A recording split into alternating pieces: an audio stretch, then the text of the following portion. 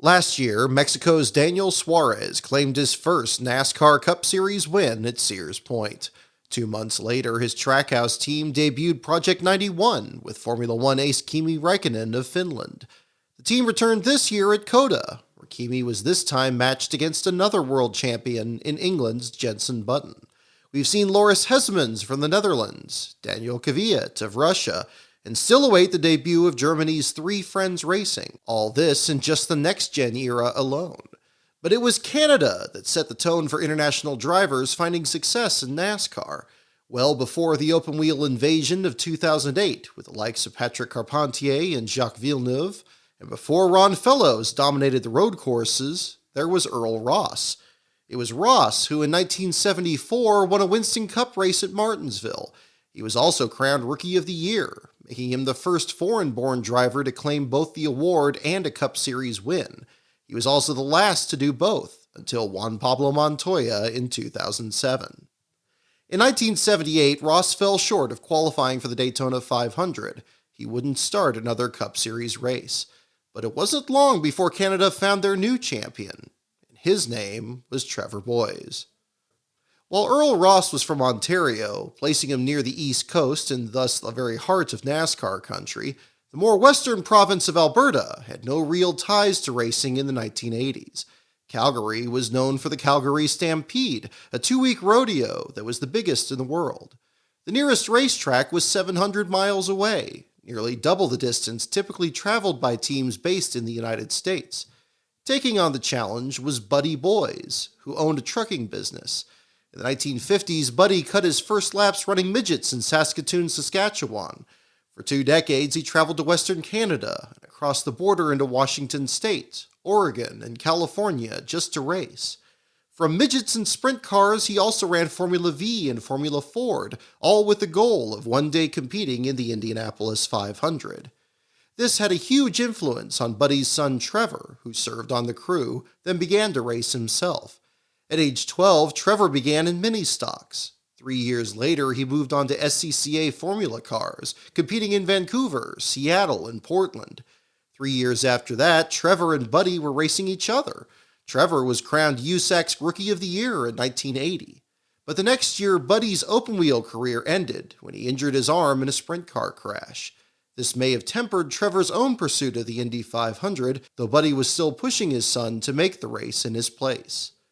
Another key supporter of Trevor's was Maurice McCaig, an Alberta businessman. During his early career, Trevor was not yet a naturalized citizen of the United States. This meant he couldn't have a permanent home in the U.S., nor make any money there, and had to make regular trips back to Canada. Fortunately, Trevor worked for McCaig, who put him on the payroll and paid him in Canadian funds. This allowed Trevor to at least spend money in the U.S., which allowed him to race during a few extended stays in Spartanburg. "I love it in the South," said Trevor. "I will never go home. I like hot weather most of the year round, and I've found the people to be friendly, open, and warm.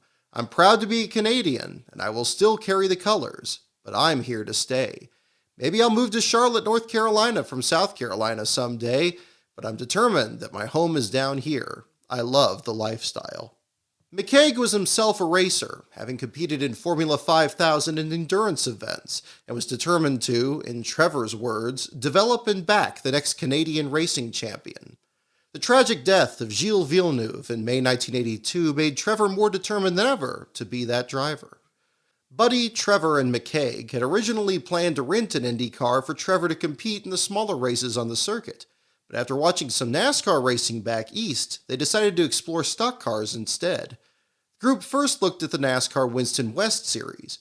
The debut of Buddy Boys Racing came on August 15, 1982, at the Continental Divide Raceway, a 2.3-mile road course in Castle Rock, Colorado. Buddy was slated to drive the car with Trevor serving on the crew, but when Buddy's injured arm started bothering him, Trevor took the wheel of the number 84 Pontiac. "At first I thought it was a joke," said Trevor, "but we went to Denver. Dad couldn't drive, so I did, and I couldn't believe it. Within 10 laps, I was 30 feet behind. Then I began to realize, hey, these boys are really with the program." The engine let go, however, leaving Trevor 15th in a field of 17, but he went on to compete in another 3 races. The last of these was at Riverside on November 21st, where Trevor ran a companion race alongside the stars of the NASCAR Winston Cup Series. On the day Tim Richmond won his first race, Trevor climbed from a distant 40th to finish a respectable 22nd. "We qualified terrible, but ran well, and that's when I decided to stay in stock cars," said Trevor. "I fell in love with them, their class and glamour, and the way NASCAR ran things. And it was also the fact you could take a $30,000 race car and go fast right away. That impressed me, because it would take $1 million to do the same thing at Indy." Happy with what he'd experienced so far, Trevor planned to run the full Winston West schedule in 1983 and considered adding a couple Winston Cup races on the East Coast. Those plans changed, however, after Trevor called Bill Gazaway, NASCAR's vice president for competition, who offered a helping hand. It was Gazaway who got Trevor in touch with James Harvey Hilton. Hilton, then a 48-year-old owner-driver, had in 1982 scaled back from a full-time season to only half the schedule. Filling in the gaps were part-timers like Slick Johnson and Tommy Gale, plus veterans like D.K. Ulrich and Lenny Pond. Early in the '83 season, Hilton had run only the opening 2 rounds at Daytona and Richmond, and after Pond's race at Rockingham had not entered the next 2 in Atlanta and Darlington. As he continued to look for a driver, Hilton considered hiring one of his own crew members. Dick Bowles was 76 years old in 1983 and had landed a lifetime job with Hilton as his tire changer. Bowles had raced open-wheel cars in the late 1920s and was just now completing a decade in go-karts. In between, he worked for Chrysler for 30 years and was also practiced as an electrician, millwright, welder, and superintendent. Hilton wanted to give Bowles a chance to become NASCAR's oldest Rookie of the Year, but he declined. "I'm too damn old to get out there, and I know it," he said. In Bowles' place, and at Gazaway's recommendation, Hilton brought on Trevor Boys. With Hilton looking for a sponsor and Trevor and McCaig looking for a team, the two decided to join forces. While Buddy Boys would make another try at Winston West, Trevor would run Winston Cup, bringing with him his wife Holly and newborn son Wheeler. Starting with the April race at North Wilkesboro, the Hilton team planned to enter 2 cars, putting Lenny Pond in the flagship number 48 and Trevor in the 49. Leading Trevor's team was Frank Jeanette, both a racer and a longtime crew chief for the Boys family. Hilton had engines from Dygaard Racing, but only the realistic expectation of competing against other independent teams. Hilton's was among the best of the independent teams still in operation, but the gap to the top programs was increasing. Despite McCaig's support on top of existing sponsorship from Palatine Auto Parts, the team couldn't afford to run sticker tires. Trevor took on the added role of seeking further sponsorship, looking to raise another $500,000 they needed to elevate their program. It was a role that Trevor took seriously. "I also know an important part of this game is the sponsorship political money thing," said Trevor. "I've seen guys come and go who couldn't do it. They thought all there was to racing was driving the car. Perhaps professional racing might be easier for the rich kids, but then again, maybe they may not be able to put up with the pressure. Maybe that's why most of them go to sporty car racing instead." Trevor failed to qualify for North Wilkesboro, where Lenny Pond finished a strong 12th in the number 48. But both cars made the following race at Martinsville, Pond in an old Buick, and Trevor in a newer Chevrolet Monte Carlo. Pond again finished best, taking 14th, while an oil leak ended Trevor's run near the halfway mark, leaving him 29th. And while Trevor couldn't run the following race in Talladega, by the next round at the Nashville Fairgrounds, he'd been approved to run for the champion Sparkplug Rookie of the Year. "Give it your best shot," NASCAR told him. Nashville was the home track of one Sterling Marlin, who after making 12 starts over 7 years as a part-timer, landed a full-time ride for 1983 with Roger Hamby. Marlin was a clear favorite for Rookie of the Year. Through the first 7 races of the season, Marlin had qualified for all of them, and in the same Martinsville race where Trevor made his debut, took home 12th, his second best run of the season so far. On May 7th, Marlin finished 11th in the Nashville race. Finishing 19th in James Hilton's number 48, Trevor Boys had his first top 20 finish in just his 3rd career start. For the rest of the '83 season, Trevor didn't miss another race, and by Bristol, he carried logos for the Hilton-McCaig effort. At Pocono in June, Trevor finished ahead of Marlin for the first time, taking 14th the day Marlin lost an engine. Trevor then beat him by 2 spots at Michigan, and was right in Marlin's draft at Daytona. Starting with the return to Nashville, Trevor finished ahead of Marlin 4 straight times before Marlin won another close contest in Bristol. Trevor believed he had a better team than Marlin's, and with it planned to follow in Earl Ross's footsteps as Canada's next NASCAR Rookie of the Year. At first, it looked like Sterling would run away with the Rookie Award, said Trevor in July, but now I feel it would be so close at the end of the year that it will be up to the committee. Right now, we're further ahead than we thought we'd be. Now we're about 20th fastest. That makes us one of the quickest independent operations. I think we've got the making of a team. It's all here. At Richmond in September, Trevor earned his first career top 10, taking 9th the day Marlin burned a cylinder. On July 31st, following the race at Talladega, Trevor was 54 points behind Marlin. After Richmond, just 4 races later, the gap was down to 17. Finishing in the top 10 is something I have to do if I want to win the Champion Sparkplug Rookie title, said Trevor after the race. But to be the highest finishing rookie so far this year is just great. Now I know what Darrell Waltrip must feel like. From there, the two traded blows in the final 7 races. Marlin was ahead at Dover, Trevor in Martinsville, Marlin in Wilkesboro, Trevor in Charlotte, Marlin in Rockingham, Trevor in Atlanta, and Marlin at last in the finale at Riverside. In all, Marlin and Boys raced each other in 23 of the season's 30 races, and despite missing 7 of the first 8, Boys finished better 10 times to Marlin's 13. When the votes were tallied, Marlin still claimed Rookie of the Year, but Trevor had earned the respect of his fellow drivers and fans. He noticed that among his Canadian supporters, more lived in the eastern part of the country than his home back west. Throughout the '83 season, Trevor appreciated the help of the many veteran drivers who lent a helping hand, starting with his team owner and James Hilton. "He's shown me a lot and brought me along," he said of Hilton. "I appreciate it." He also spoke highly of Darrell Waltrip. "He goes out of his way to help," he said. "The only criticism I get is from the guys we race against in our pack, but overall, these guys all accept me better here than anywhere else I've raced. They want you to feel you belong."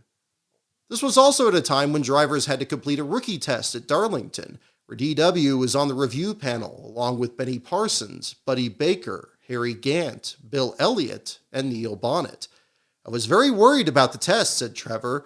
"I was concerned because I didn't understand it completely, and a lot of people had told me I would be very lucky to pass." But Trevor passed his test and found the experience so positive that he felt rookies should go through it at every track on the circuit. This Darlington is a hard track to drive, but it should be harder to get in a race anywhere. Conceivably, anybody can buy a race car and get into a race. They need tougher enforcement. "The hardest thing to get used to is the speed," Trevor said of making the adjustment to Winston Cup racing. "You're suddenly going from 100 miles an hour on a sprint car track to 200 miles an hour around Talladega. I remember the first race I went to, and I couldn't look at the oil pressure gauge or anything. I was so busy driving the car. I couldn't tell anyone how the car was running. The crew had to take tire temperatures and stuff to find out. Now at least I can come in and tell the crew what's happening, but I still don't think I'm ready. The team's ready. They're just waiting for me to progress as far as they've progressed." He then got excited talking about superspeedway racing. "But running Talladega or Daytona is the greatest feeling in the world. You're driving with your foot on the floor all the way around the track. You just let the car hang out and watch the world fly by." Trevor finished the '83 season by running one of Hilton's cars in the Sands Chevrolet 250, the Winston West season finale at Phoenix. There, he led 42 of 156 laps before Ron Eaton made the winning pass with 17 to go. It was also a reunion of sorts for Trevor and his father Buddy, who took 19th in the team the two had built.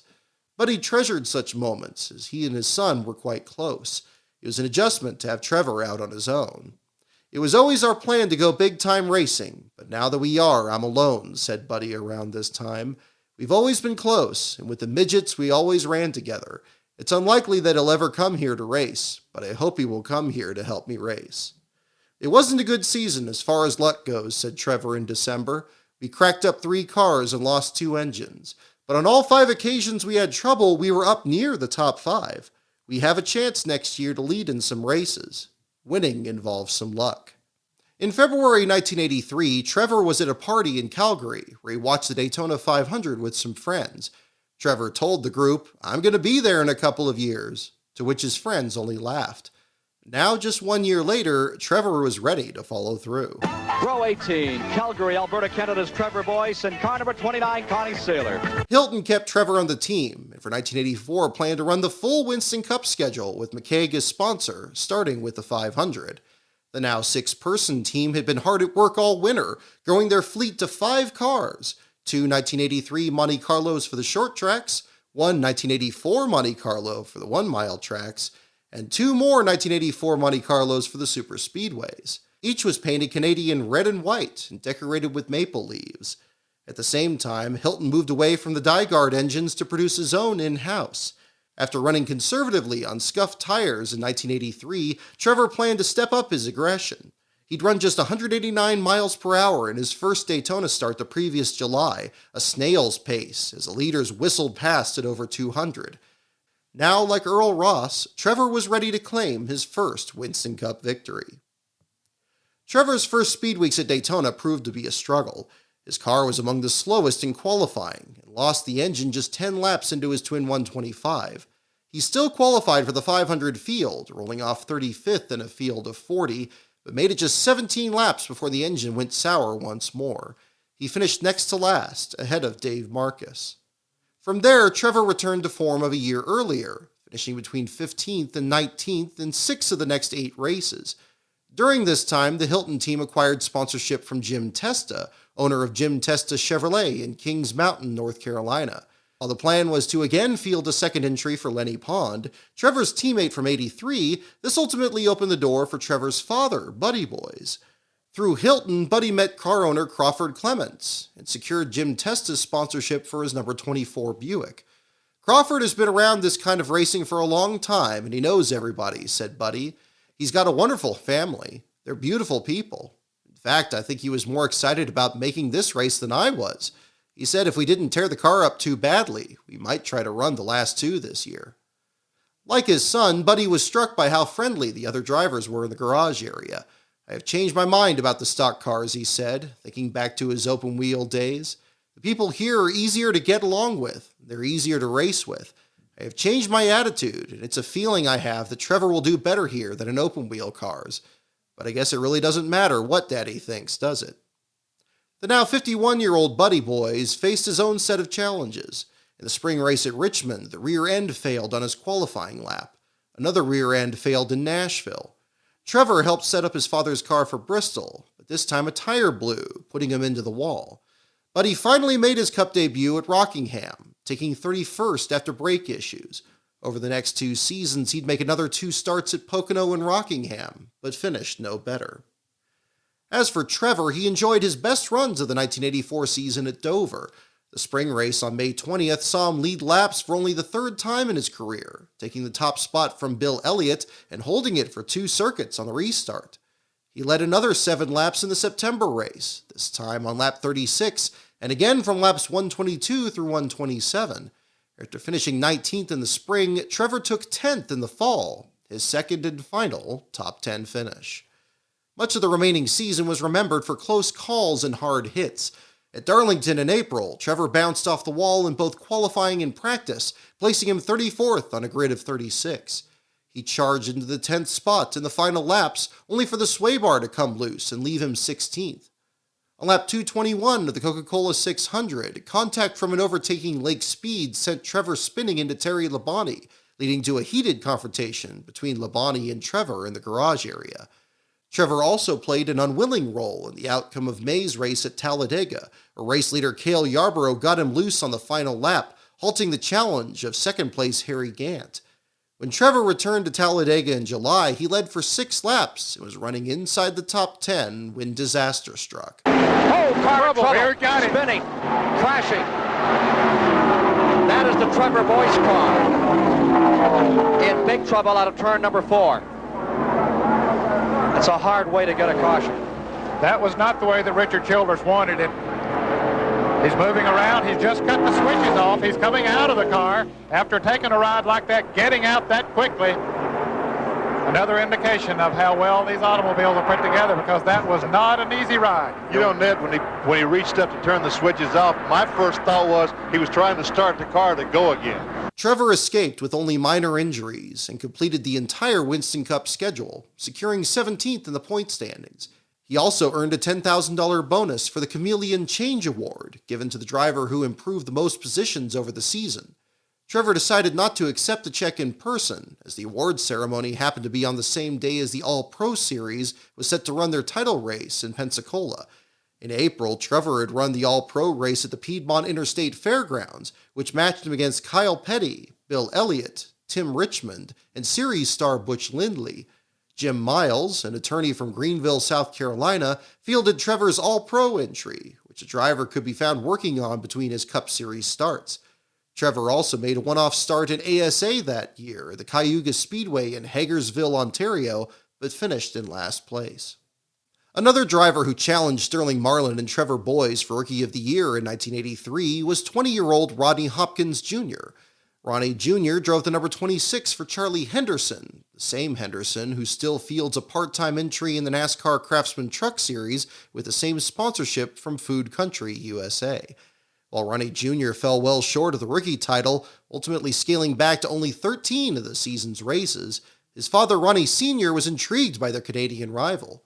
"We were impressed with Trevor, and early last year he asked me if I'd be his crew chief this year if the money was right," said Ronnie Sr. By the end of '84, he'd put the program together and asked me again.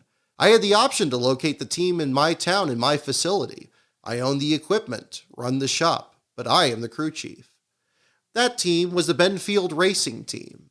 Founded in 1981 by Dr. Ron Benfield, an orthopedic surgeon from Alexandria, Virginia, the team's first driver was Johnny Rutherford, who just a year earlier scored his third Indianapolis 500 win. Later, the team's number 98 Buicks and Chevrolets would primarily be driven by Joe Ruttman and Morgan Shepherd. By then, the team was based in Taylors, South Carolina, near Greenville, but their engines were built in their old shop in Harrisburg, North Carolina. Unsatisfied with their progress with the Hilton team, Trevor and Maurice McCaig made a deal with Benfield to drive for him in 1985. Then the call was made to Ronnie Sr. The move proved unsuccessful. In Daytona, Trevor was fastest in the third round of qualifying, where he finally improved from a one-lap average of 194 to 197 miles per hour. He crashed hard just 5 laps into his qualifying race, but again still made the 500. He started 35th. But the rear end failed halfway through, leaving him 27th. The rear end failed again at Richmond, leaving Trevor 24th. Then the engine let go after 60 laps around Rockingham, placing them next to last. After that race, Hopkins was fired as crew chief. "Initially, we planned to go to Darlington for the Trans-South 500, said Hopkins. But then he said he thought about it and just wanted to stop. The car was running good at Rockingham, but it fell out because of the engine. They said they had patience, but they didn't. I leveled with Mr. McCaig and told him we hadn't enough talent to make an outstanding effort. I told him I just wanted 2 good men and not pay 6 with no experience. I think he is thinking about sponsoring a big-name driver, and Trevor was amazed that he would consider anything else. McCaig is low-keyed, but I know he wants the car to look good. I was trying to do my best with what I had, and I told them I wanted to keep Trevor." Buddy Parrott took over as crew chief for the team's return at Darlington, but driver and team performed no better. A crash midway through that Darlington race, a blown engine just 6 laps in at Talladega, then a dropped valve after 10 laps around Charlotte. By then, even Maurice McCaig had had enough. He parted ways with the team, citing his disillusionment with the whole affair, and Trevor reunited with James Hilton. While Trevor had a sponsor in Cleaner Hands formula and a steady ride in Hilton's number 49, he was still far from a weekly contender. At Talladega in July, Trevor lost the drive shaft, and Dale Earnhardt ran it over, shattering his windshield and leaving the Intimidator with cuts to his face. At Dover in September, Trevor lost the engine on his car, drove in relief of Clark Dwyer, then lost his engine soon after. By the season finale at Riverside, where he drove his father's Jim Testa entry, Trevor had racked up 12 DNFs in just 18 starts. There was also a tragedy off the track, as his mother Barbara died of a heart attack in September. Dreadful was the word Trevor used to describe 1985. At Charlotte, for the Miller 500, we were running faster than the leaders during the race at one point. We were turning faster speeds through the turns. We could have finished 7th or 8th and made a good showing if we'd finished. Nobody remembers that, though. At times, we were as fast as anyone, but you can't race like this and expect to be successful. Besides, we can't even bring our best equipment out to every race. We try to save that only for the big shows. Like this race, the Nationwide 500 at Rockingham, we only bring out the second best stuff. Unable to land a sponsor for Hilton in 1986, Trevor hoped to start fresh with another new team. He hoped to secure a ride with Mike Curb. "That's the kind of ride I'd like to have to show what I can do," he said. "But they don't seem to be interested in me, though. I need to do something that will get their attention." Trevor instead landed with another veteran owner-driver in D.K. Ulrich, who brought him on to replace Eddie Bierschwal. At Daytona, Trevor's number 6 Chevrolet carried a logo in honor of the 7 astronauts lost in the Challenger disaster, which occurred just 19 days earlier and 76 miles south of the track. He finished 18th, his best ever finish in the Daytona 500. 1 week later at Richmond, Trevor was running several laps down when race leaders Darrell Waltrip and Dale Earnhardt collided in front of him, collecting him in the ensuing pileup that also involved the 3rd and 4th place runners. This is the wreck that handed the win to Kyle Petty, the first of his career. Trevor only drove for Ulrich through the 9th race of the season, which included the inaugural Atlanta Invitational in May, where he was voted into the field.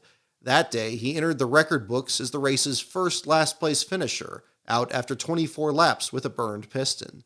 Such finishes were rare in his career. By the time it was over, he'd only finished last in 2 points-paying Cup races. Over the next few seasons, Trevor ran just a few races for several teams. Late in the '86 season, he drove for Bobby Eller in another car vacated by Eddie Bierschwal, this time the number 94 Pontiac that was the first to make Kodak Film a NASCAR sponsor. He raced this car 3 times, finishing 13th at Dover, 25th in the 600, then lost the engine at Riverside. He closed out the year with a pair of one-off starts for James Hilton and Dygard Racing, and both times dropped out in the early laps. For 1987, Trevor made 10 starts with 4 different teams, including his second Daytona 500 with Ulrich. He then gave Andrew Scott his only starts as a team owner at Pocono, steering his car to an 18th place finish and then running it again in the Winston Open at Charlotte. Next came a few starts for both Elmo Langley and Roger Hamby, the latter the same owner that fielded Sterling Marlin's cars during their Rookie of the Year battle 4 years prior. In 1988, Trevor made his 5th consecutive Daytona 500 start. This time he drove for the Sadler brothers, the same team which would qualify for the race 4 years later with Bob Schacht. Despite the new restrictor plate package, Trevor avoided the day's carnage to come home 19th, just 1 lap down to Bobby Allison. He also made the inaugural Cup race at Phoenix that fall, where he and Father Buddy entered their own Oldsmobile. Again, Trevor ran well, finishing his 100th career start in 20th place. In between, he traveled to Australia, where he finished 4th in an exhibition race despite blistering hot weather. Trevor attempted the Daytona 500 for a 6th time in 1989, again with the Sadler brothers, but this time fell short of making the field. Another run with Ulrich in 1990 fell short when a cut right rear tire wrecked the team's only car, forcing them to withdraw. Trevor was then offered $200 a day to help with filming of Days of Thunder, but declined as he couldn't afford to stay in Florida for the shoot. He'd attempt the 500 once more in 1994, but again missed the cut.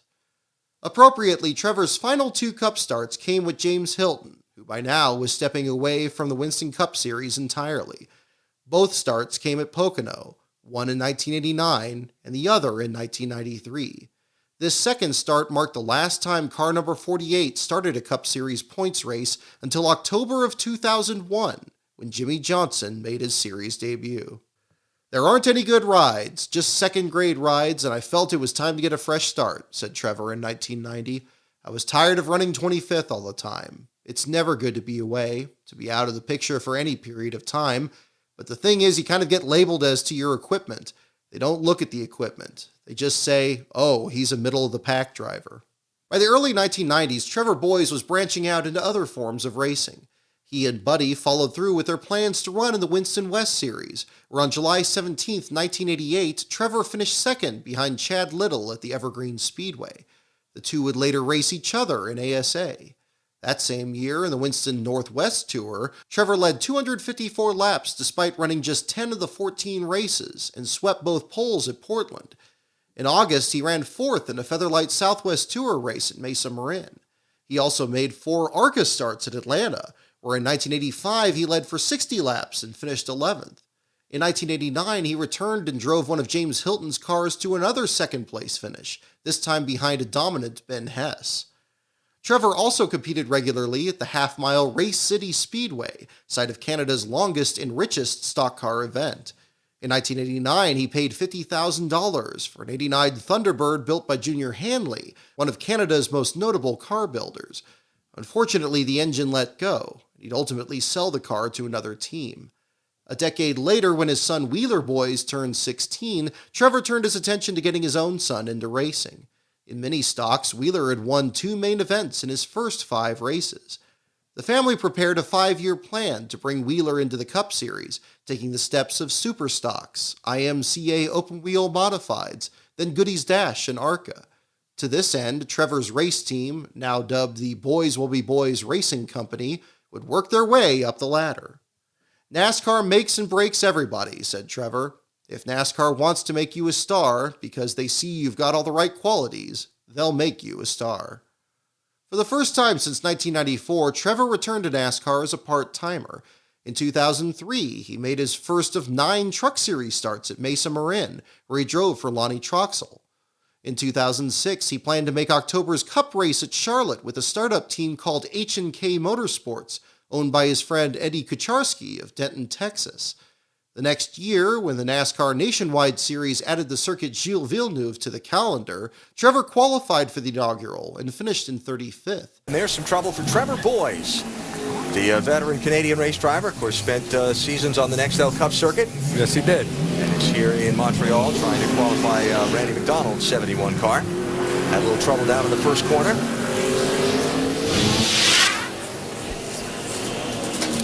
Let's watch those rear tires. Does he get them hopping? Looks like just went in a little hot. Yes, he did. Like I said, you missed that first corner. It totally misses the one you're supposed to go the other way on. He's just warming the tires up, maybe. He returned to run it again in 2008, convincing team owner Johnny Davis to enter a second car for Wheeler. Reluctant, since Wheeler only had a 2-race trial license, Davis put Wheeler in his backup car.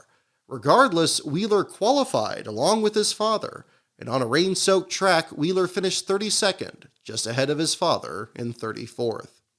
"I'm working on building my license," said Wheeler in 2008. "I need to be responsible and safe so that NASCAR sees that and can upgrade me. It's a difficult, competitive level." Wheeler wouldn't make any Cup starts, but did make 3 starts each in both the current-day Xfinity and Truck Series.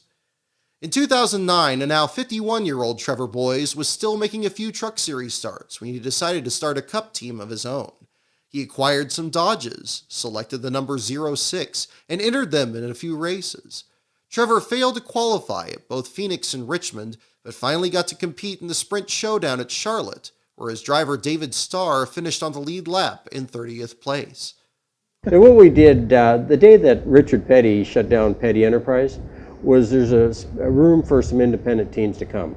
So we just shut down our trucking business in Canada and come down to start putting a team together, and bought some Canassi cars and bought some Elliott motors, and basically we went to 5 races with no success so far because a lot more guys had the same idea I did, and there's a lot more cars out there than NASCAR thought, because I flew down to NASCAR in December and talked to them about this idea, and they said, "Wonderful, we need people like you." And unfortunately, like I said, a lot of guys had the same idea. So the races are hard to make, but our program's just getting good enough now that we can make races, and I've been racing a little bit. I'm going to run a Craftsman truck this week in Memphis just to get some more track time in these big heavy cars, because come from little light cars, and the transition to the Cup cars was very, very difficult, which surprised me a little bit. So the truck is kind of a transition to get back into, heavy cars.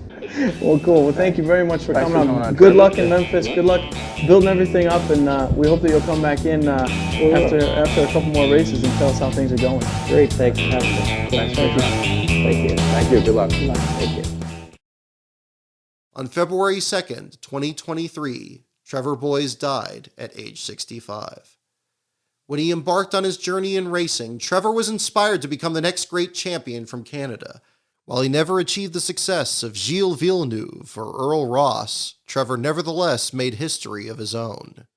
To this day, he remains the only Canadian to make more than 100 Cup Series starts, more than Patrick Carpentier, Jacques Villeneuve, Ron Fellows, and Earl Ross all put together.